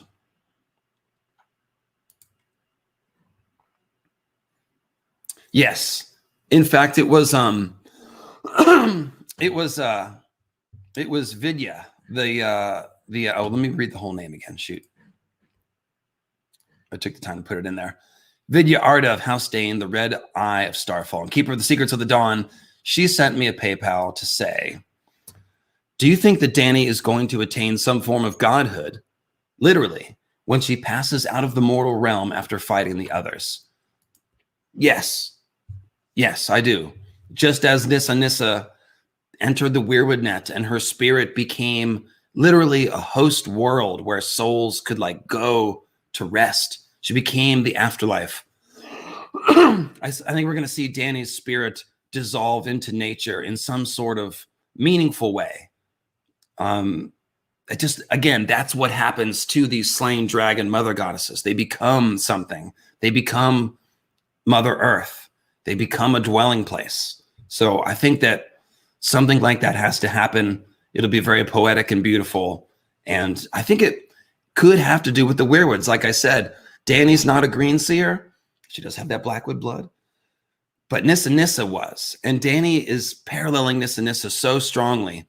But I feel like when her and Jon go to the heart of winter to solve the great problem of the others, there'll be a weirwood thing involved. And I think that Dany, her spirit will end up going into the weirwoods like Nissa Nissa in some sense, yeah. This could be a thing where Jon and or Dany become otherized. They become a knight's king or queen in order to like lead the spirits of the others back into nature. So Dany's dissolving into nature could be an act that allows, you know, the dead whites or even the spirits of the others to return to nature, something like that.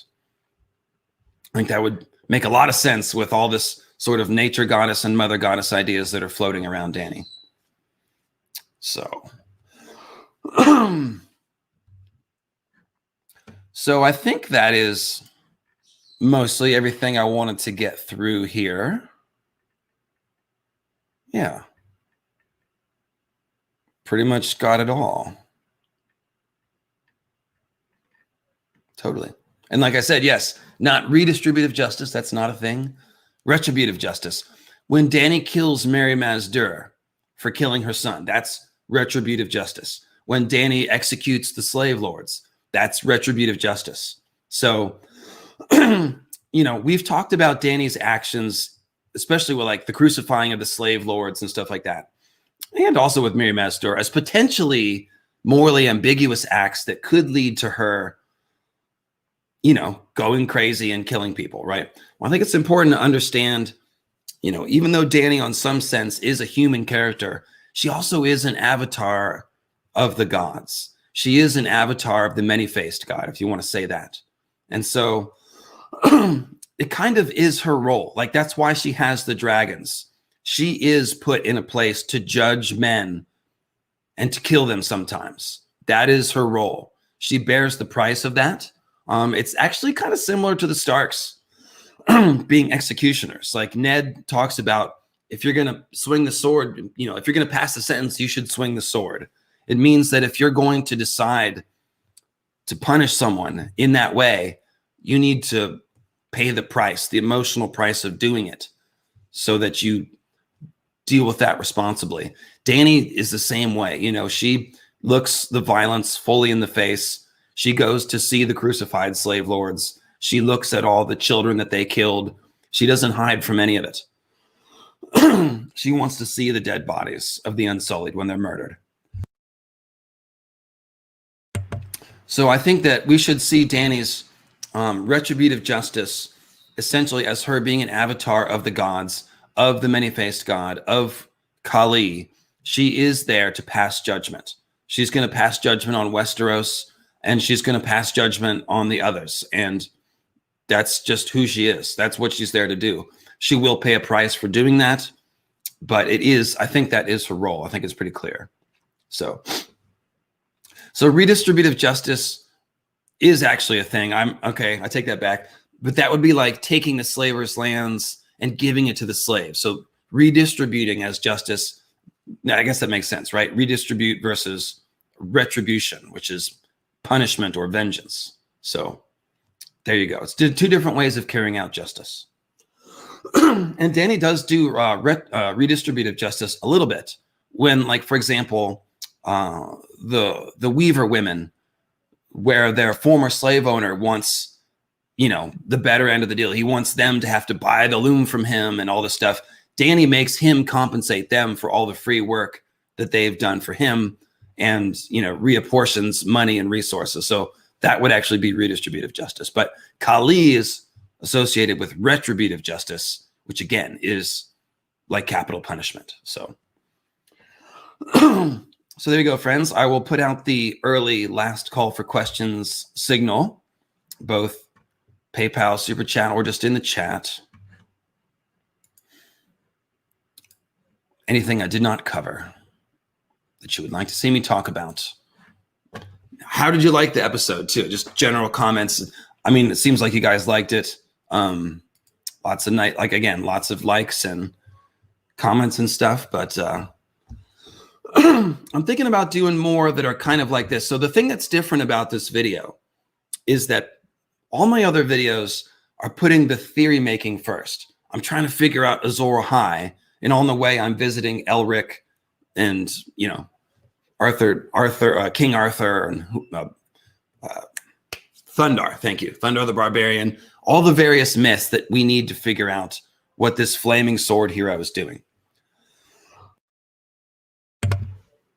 But with this episode, I didn't do that. We're not making theories. I started with the mythology, and I said, look at all the Vedic mythology that's in A Song of Ice and Fire, and particularly behind Dany. So, for example, I could do, the Norse mythology behind the Green Seers, or I could do, the Eldric origins of Azor Ahai, which I might do that video next, by the way, the sort of Eldric Shadow Chaser Azor Ahai video. I'm going to go, that one, by the way, is going to go into the Zoroastrianism. I dip my toe into that one in this video, but I will go more into Zoroastrianism. I may even read Lord of Light by Zelazny, which is taken from Zoroastrianism, and George, he took from that too. I didn't do a bracket. My bracket is not busted. I can't bring myself to care about college basketball. I like NBA a lot, but I can't take the 58 to 48 games, dude. It's like, I just can't do it. I can't do it. So yeah, I guess what I was rambling about was Would you guys like to see more videos where I start with the mythology first and say, you know, here's the, you know, Vedic or Norse mythology behind such and such character, as opposed to the theory making? It does have kind of a wider appeal, because you could watch this Vedic Indian origins of Dany video without ever seeing any of my other stuff. So it could be a good way for me to branch out a little bit and bring some more people in. Looks like you guys liked it. Okay, cool. I swear I'm not fishing for compliments. I just want to check in with you guys and, you know, just see how you feel about the presentation and all that stuff. Can I utilize the birds more? Sure. They want to come out right now. So yeah.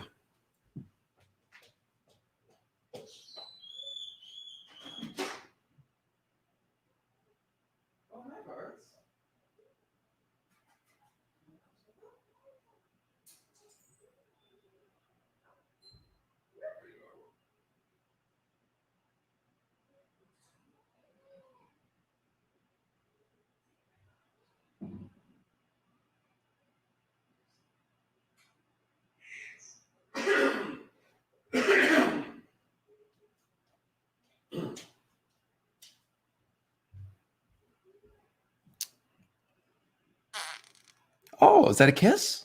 Can I have a kiss? Goose, can you say hi? Hey, birds.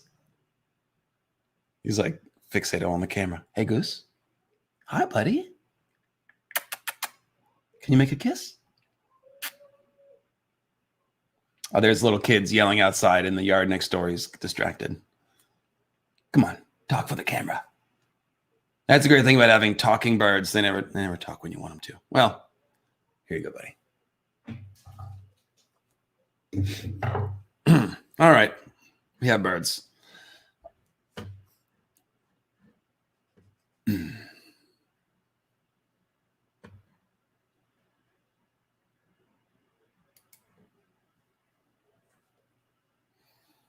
Have I seen Hitchcock's The Birds? No, actually, I haven't.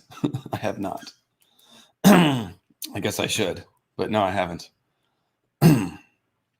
So yeah, I might do an Azor Ahai video, which will probably dip into both Elric and Zoroastrianism, or maybe that's two different videos. I'm not sure, but those are on my radar.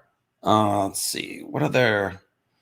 The Norse mythology is so big, right? Like, I probably should do a dedicated Odin Greenseers video, because I talk about that one a lot, and it's really important to understand. But my current explanation for why Bloodraven is Odin is like 3 episodes into the Weirwood Compendium, right? So that's not very accessible. It's like 5 hours of mumbo jumbo deep into the Weirwood Compendium. So a dedicated video about Odin and Bloodraven would probably make sense. But what else could I do along those lines? What do you think? So I do not know the Dajjal of Islam. That's completely new to me. I'll have to look that one up. But I will remind you that I'm on Twitter. You can hit me up on Twitter at the Dragon LML, or of course in the comments below. It's another great place to do this. If you have stuff that you think I should look into and you want to have a little conversation about it, leave a comment and I'll reply. Is that so, Goose?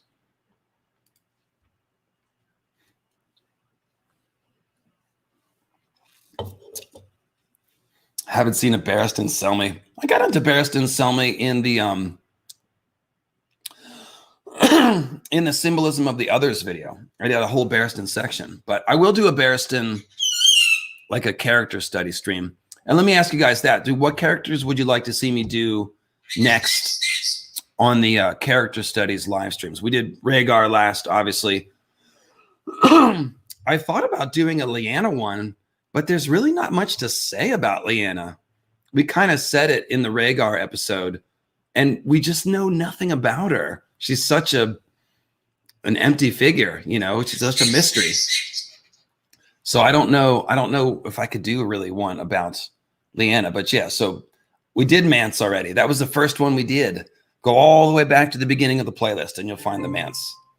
Actually, no, Cold Hands was first, but Mance was up there. And let's see here. Barristan. Okay, yeah, no, I see that. Littlefinger. Yeah, that's a good one.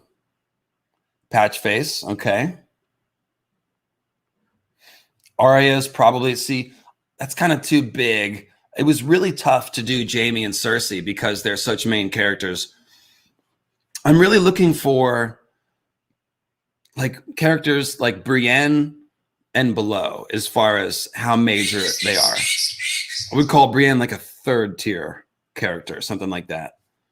Arya, of course, if you want Arya stuff, check out the Weirwood Goddess series. I mean, I guess I could do a dedicated Arya character arc one, but we talk about her so much, I feel like. Yeah, Brienne is definitely coming. Jaqen we already did. Doran Martell, oh, that's a good idea. Although we talked about Doran pretty heavy in the Winds of Winter preview about Dorne, but still. The Mountain, okay. Tywin, there's a Between Two Weirwoods episode about parenting in Westeros where we talked about Tywin pretty hard. Arthur Dayne is another one where we don't know shit about him. It's all rumors. That'd probably be pretty tough. Okay, the Hound. Now that's a good one. Yes. Who said that? Where's that one? Oh, it's moving too fast. Well, okay, the Hound. That's a great one. Ygritte. Definitely. Egg. That's a good one. Hot pie. No, there's not enough about hot pie. Davos. That's one we should do. Yeah. Sweet Robin, I don't have as much to say. He's mostly symbolism, really. And yeah, I'm going to get into that when I talk about the corrupt weirwoods and the dead weirwood thrones in the Eyrie and stuff. But I don't tend to buy into some of the more elaborate Sweet Robin theories out there, in case anyone's wondering. John Conn, yeah, sure. We could definitely talk about John Conn because his plot is, although he might get lumped into the Fagon episode, which I definitely need to do a Fagon one. My name is Fagon.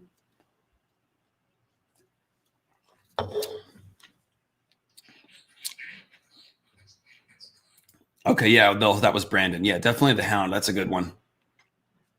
Yeah, Davos is for sure coming. Fagon, yep.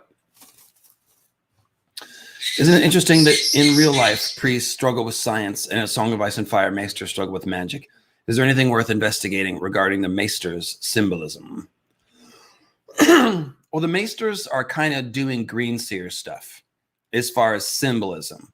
They send the ravens with the messages. They live inside of libraries. They're chained like the Greenseers are chained up by the roots. They let go of their last names, and just like the Greenseers let go of their identity. They wed knowledge instead of wedding the tree. So they're kind of serving as Greenseer analogs. But as far as science and magic goes, I don't know. I think we kind of have to root for the maesters, actually. Most of the magic in Westeros is pretty nasty. So like the more you read, the more you sort of sympathize with the maesters' view, to be honest.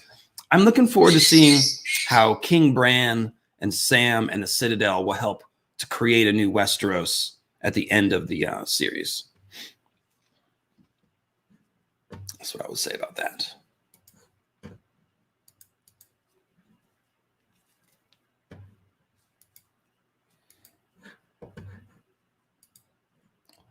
So once again, just in case you joined late and didn't hear it, thank you very much, everyone. I asked for a lot of support on this video, and I'm feeling it. You guys came out to support. Comment ratio is very high. Like ratio is very high. You guys have been sharing it.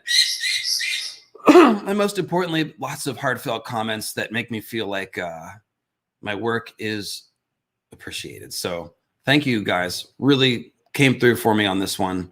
And yeah, makes me motivated to do more stuff. So I can go ahead and wrap it up here. Like I said, last call for questions, but we're approaching 2 hours here. So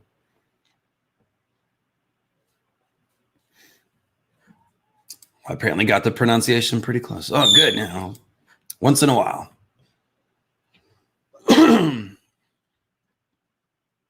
What will be the scariest part of living in a society with powerful skin changers? people like Varamir's Sixskins, but with more ambition.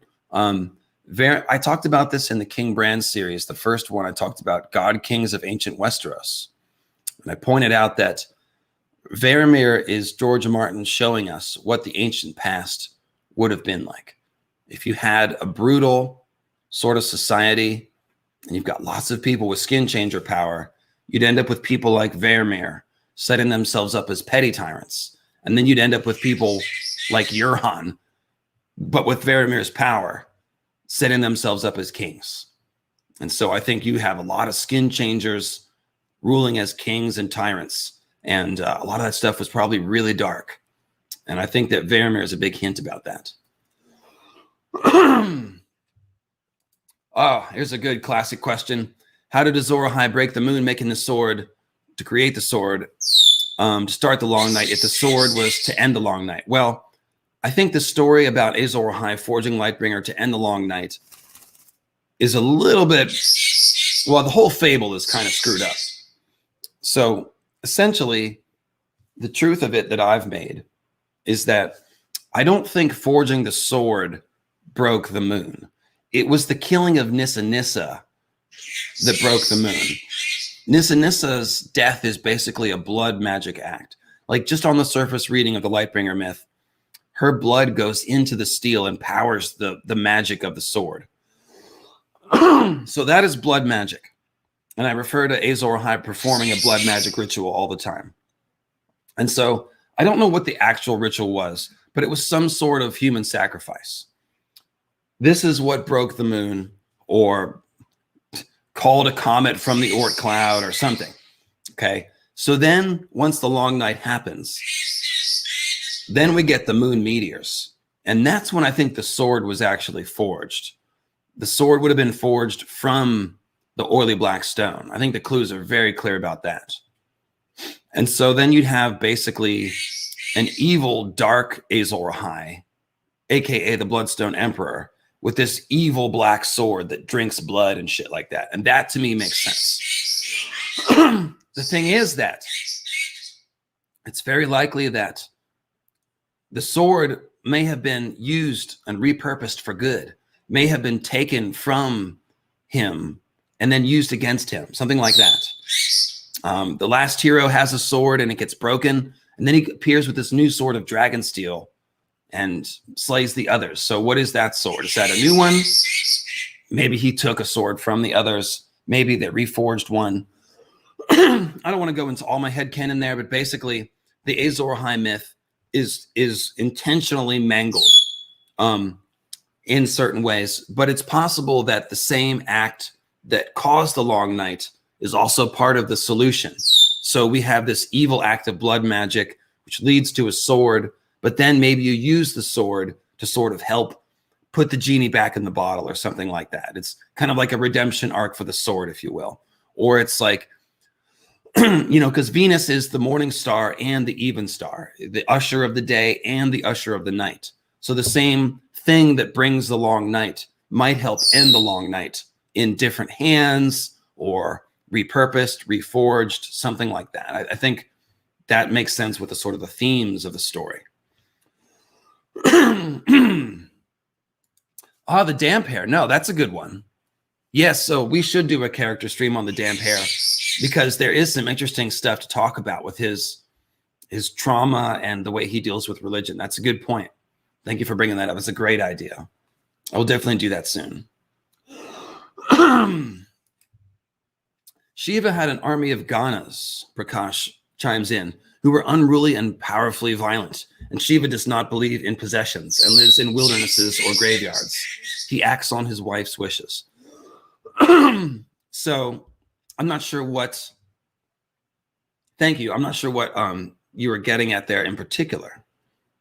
Maybe just adding in information. But yes, Shiva is very destructive for us at times. In fact, in the Sati story, I didn't tell the whole story. The story is a little bit longer. After Sati is insulted by her father and burns herself, in some stories she climbs on a pyre. In other stories, she actually kindles her inner prana to the point where she just self-combusts. After that happens, Shiva gets very angry and comes down and destroys a lot of things. He destroys her father and their whole gathering. And so that's the destroyer aspect of Shiva. In a different story, Shiva destroys three fortresses of 3 demons at once, which are supposed to represent the 3 realms or something like that. So yeah, that is a thing. That's part of it. And we talked about the graveyard. That's the whole cremation ground thing. Shiva's also the world's first stoner. I think that's pretty obvious. Living up in the Hindu Kush mountains, meditating all the time. Yeah. Let's see here.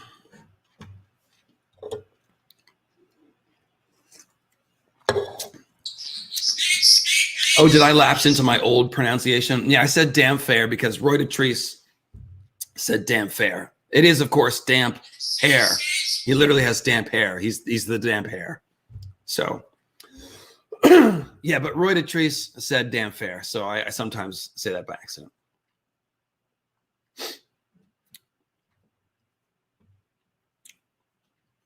Oh, yeah. Okay. So, you were just drawing more connections between Drogo and Shiva. Yeah. Okay. Thank you. Yeah, totally. Yes, that destroyer aspect is absolutely Drogo. The specter of Drogo, especially in the first book, everyone thinks about the Dothraki coming to Westeros and destroying everything. So it's definitely that Shiva, the destroyer kind of thing. And even though Drogo isn't a yogi, they do have their certain... They almost are ascetics, like in the way that they live a life that's very close to nature and is sort of in harmony with nature in a certain way. Although they don't believe that anyone should dig into and plant things because they're violating Mother Earth by digging into it. So it's kind of an interesting belief that they have. By the way, how did everyone like my constellation Drogo galloping up the mountain? I spent like 10 minutes making the horse like gallop up the mother of mountains. So I hope you guys appreciated that. Worked very hard on that.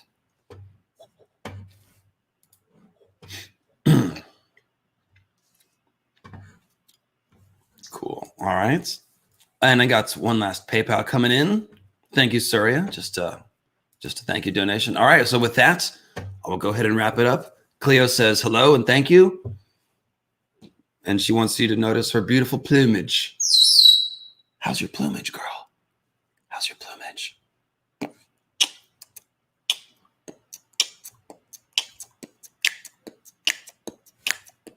She keeps up with the beat pretty well, doesn't she? Yeah. All right, guys. Thanks for joining me. Thanks for watching the video. Again, share it with your friends. Leave comments below if there's anything I didn't get to. And I will see you next Sunday with a character stream. Not sure who, but it'll be somebody. All right, guys. Take care.